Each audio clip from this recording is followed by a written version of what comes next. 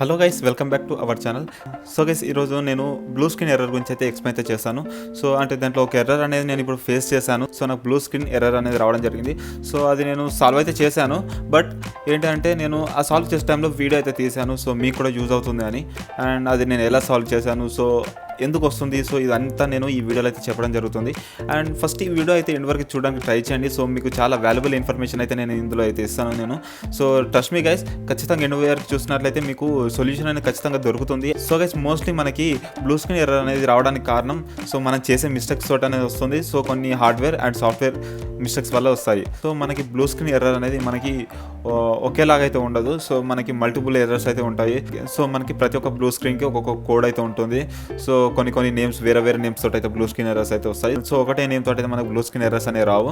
So guys, మీకు ఈ blue screen error అనేది ఎందుకు వస్తుంది, సో మన పీసీకి ఇలాంటి ఎర్రర్ వచ్చినా సో ఎలా సాల్వ్ చేయాలి అనే దానిపైన నేను ఒక వీడియో కూడా చేశాను ప్రీవియస్లో. చాలా అంటే చాలా క్లారిటీ ఎక్స్ప్లెయిన్ అయితే చేయడం జరిగింది. అండ్ ఆ వీడియో అయితే చూడకపోతే చూడండి. సో మీకు ఇంకా క్లారిటీ అనేది వచ్చేస్తుంది. సో ఈ వీడియోలో ఏంటంటే మనం లైవ్లో నాకు వచ్చింది కాబట్టి సో నేను అదైతే సాల్వ్ చేశాను. అది నేను రికార్డ్ అయితే చేశాను.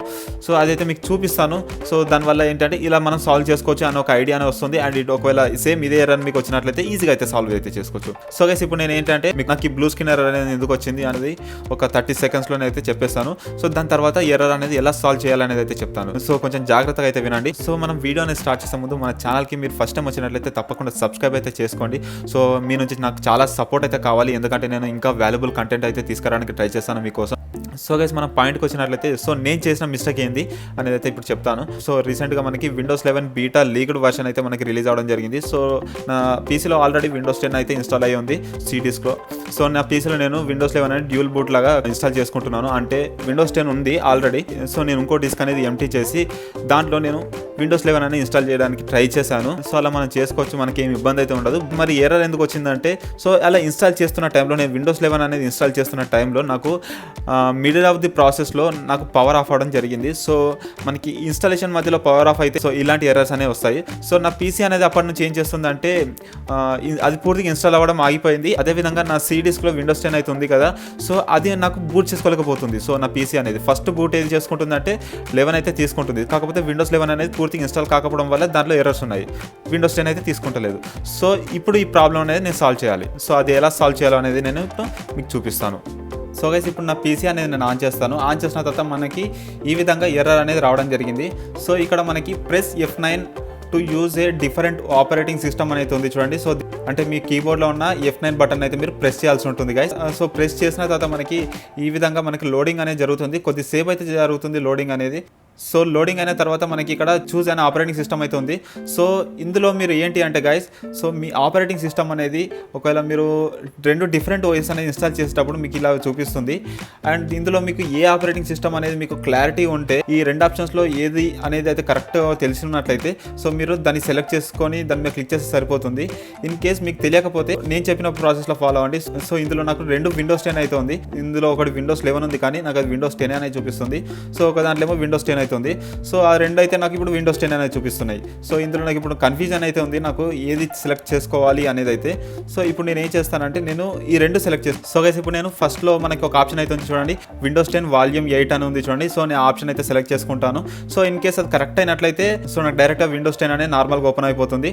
ఇన్ కేస్ కరెక్ట్ కాకపోయినట్లయితే మళ్ళీ మనకి ఈ ఎర్రర్ అనేది చూపించడం జరుగుతుంది. ఇప్పుడు ఇక్కడ చూసుకున్నట్లయితే మనకి మళ్ళీ ఎర్రర్ అనేది వచ్చింది. సో మనం ఇందాక సెలెక్ట్ చేసుకుంది కరెక్ట్ కాదని అర్థం. సో మనకి కింద సెకండ్ ఆప్షన్ ఉంది చూడండి. సో ఇప్పుడు మనం అది సెలెక్ట్ చేసుకుందాం. సో ఫస్ట్ మనం ఇక్కడ మళ్ళీ F9 మీద అయితే ప్రెస్ చేద్దాం. F9 మీద ప్రెస్ చేసినట్లయితే మళ్ళీ మనకి ఆప్షన్ అయితే చూపిస్తుంది. సో చూడండి, మనకి మళ్ళీ చూసుకున్నట్లయితే ఈ ఆప్షన్ అయితే చూపిస్తుంది. సో ఇందులో నేను సెకండ్ వన్ ఆప్షన్ అయితే సెలెక్ట్ చేసుకుంటున్నాను. సో గైస్, ఇప్పుడు మనం చూసుకున్నట్లయితే మనకి Windows 10 అనేది లోడ్ అవుతుంది. సో అంటే మనకి సక్సెస్ఫుల్గా ఓపెన్ అయింది. అండ్ ఇప్పుడు మీరు ఇంకో సెట్టింగ్ అనేది చేసుకోవాల్సి ఉంటుంది. సో ఇలా మళ్ళీ ఇంకోసారి రావద్దు అంటే మీరు నేను చెప్పే సెట్టింగ్ అనేది ఖచ్చితంగా చేసుకోవాలి. సో లేకపోతే మళ్ళీ ఇదే ఎర్రర్ అనేది మీకు రిపీట్ అవుతూ ఉంటుంది మీరు ఆన్ చేసిన ప్రతిసారి. సో నేను చెప్పిన సెట్టింగ్ అనేది ఇప్పుడైతే మీరు చేసుకోండి. సో గైస్, ఫస్ట్ మీరు రన్ అయితే ఓపెన్ చేయండి. రన్ యొక్క షార్ట్ కట్ వచ్చేసి Windows+R గైస్. Windows+R మీద ప్రెస్ చేసినట్లయితే మీకు డైరెక్ట్గా రన్ అనేది ఓపెన్ అవ్వడం జరుగుతుంది. సో గైస్ మీరు అందులో MS config అని అయితే ఎంటర్ చేసి ఓకే మీద క్లిక్ చేయండి. సో నేను డిస్ప్లే పైన కూడా ఇస్తాను MS config.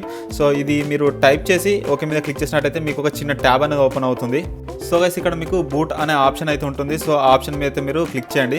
క్లిక్ చేసి మీకు ఈ విధంగా అయితే ఓపెన్ అవుతుంది. సో ఇందాక మీకు అక్కడ చూజ్ ఎనీ ఆపరేటింగ్ సిస్టమ్ అని అక్కడ ఉంది చూడండి. సో అక్కడ ఎన్ని ఇలాంటి ఆపరేటింగ్ సిస్టమ్స్ అనేవి మీకు చూపించాయో సో అవన్నీ మీకు ఇక్కడ చూపించడం జరుగుతుంది. సో అందులో మీరు ఏది అనేది అయితే పర్ఫెక్ట్గా సెలెక్ట్ చేసుకోవాల్సి ఉంటుంది. సో అదైతే నేను క్లారిటీ అయితే చెప్తాను. సో దాన్ని బట్టి మీకు అర్థమవుతుంది. సో గైస్ ఇక్కడ నాకు ఏంటి అంటే 2 ఆప్షన్స్ అనేవి చూపిస్తుంది. సో 2 Windows 10 అనేది చూపిస్తుంది. కాకపోతే మీరు క్లారిటీగా చూడండి. సో ఒకటి వచ్చేసి Windows 10 మళ్ళీ నాకు C/Windows అని చూపిస్తుంది. అండ్ ఇంకోటి వచ్చేసి Windows 10 F/Windows అని చూపిస్తుంది. సో ఫస్ట్ టైం చూపిస్తుంది నాకు F/Windows అని చూపిస్తుంది. ఇంకోటి వచ్చేసి C/Windows అని చూపిస్తుంది. అంటే F అనేది ఏంటి అంటే F డిస్క్, C అనేది ఏంటంటే C డిస్క్. సో నేను మెయిన్గా యూజ్ చేసే Windows 10 అయితే ఉంది చూడండి. సో అది వచ్చేసి నాకు C డిస్క్లో ఉంది. సో నాకు ఎర్రర్స్ అనేవి వస్తున్నాయి చూడండి.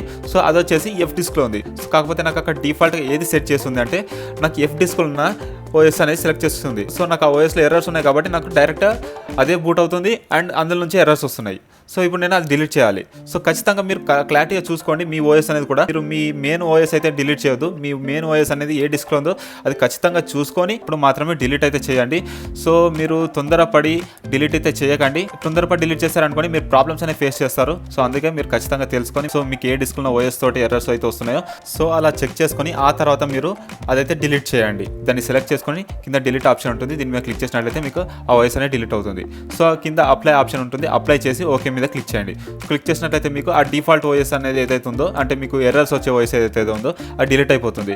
సో తర్వాత ఏం చేయాలి అంటే గైస్ సో ఇన్ కేస్ మీరు ఇలా డ్యూల్ OS లాగా ఇన్స్టాల్ చేస్తే కినా అట్లాంటప్పుడు ఈ ప్రాబ్లమ్స్ అనేవి ఫేస్ చేస్తే ఏ డిస్క్లోకి నుంచి ఎర్రర్స్ అయితే వస్తున్నాయో సో ఆ డిస్క్ అనేది ఫార్మాట్ చేయండి. సో ఎందుకంటే దాంట్లో ఆ విండోస్ ఉంది కాబట్టి ఆ ఎర్రర్స్ అనేవి వస్తున్నాయి. సో అప్పుడు మీరు అది ఫార్మాట్ చేశారనుకోండి మీకు సో ఎర్రర్స్ సంబంధించిన OS అనేది కంప్లీట్గా డిలీట్ అవుతుంది. సో మీకు ఎటువంటి ఎర్రర్స్ అనేవి రావు. సో అది ఇలా చేసి మీకు కంప్లీట్గా ఎర్రర్ అనేది సాల్వ్ అయిపోతుంది. అండ్ ఇప్పుడు నేను రీస్టార్ట్ చేసి చూపిస్తాను. ఇప్పుడు మళ్ళీ ఎర్రర్స్ వస్తున్నాయా లేదా అనేది మీకు అర్థమైపోతుంది.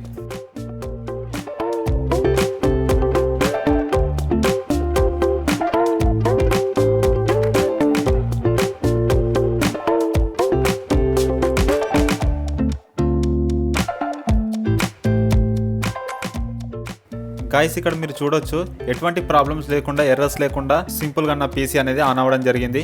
సో నాకు ఎటువంటి ఎర్రర్స్ అనేవి రాలేవు. సో ప్రాబ్లం అనేది సాల్వ్ అయిపోయింది. సో ఇలా మీరు మీ ప్రాబ్లమ్స్ అనేది సాల్వ్ చేసుకోవచ్చు. అండ్ ఇంకా మీకు వేరే ఏమైనా ప్రాబ్లమ్స్ ఉంటే ఇది కాకుండా మీకు వేరే ప్రాబ్లమ్స్ ఏమైనా వచ్చినట్లయితే సో నేను ప్రీవియస్లో ఒక వీడియో చేశానని చెప్పాను కదా. సో ఆ వీడియో అనేది నేను లాస్ట్లో ఎండ్ కార్డ్లో అయితే ఇస్తాను. సో ఆ వీడియో చూసి ఆ వీడియో చెప్పే ప్రాసెస్ అనేది మీరు చేయండి. ఖచ్చితంగా మీకు ఆ వీడియో చూసి దాంట్లో ఉన్న ప్రాసెస్ అనేది మీరు చేశారనుకోండి ఖచ్చితంగా మీకు ఈ ప్రాబ్లం అనేది సాల్వ్ అయిపోతుంది. సో గైస్ ఈ వీడియో మీకు నచ్చినట్లయితే తప్పకుండా లైక్ చేయండి అండ్ మీ ఫ్రెండ్స్కి అయితే షేర్ చేయండి. సో ఇంకా సబ్స్క్రైబ్ చేసుకోకపోతే ఖచ్చితంగా సబ్స్క్రైబ్ అయితే చేసుకోండి గైస్. అండ్ పక్కన బెల్ ఐకాన్ మీద క్లిక్ చేసి బెల్ ఐకాన్ కూడా యాక్టివేట్ అయితే చేసుకోండి. So guys thanks for watching. Have a nice day. Next వీడియోలో మళ్ళీ కలుద్దాం.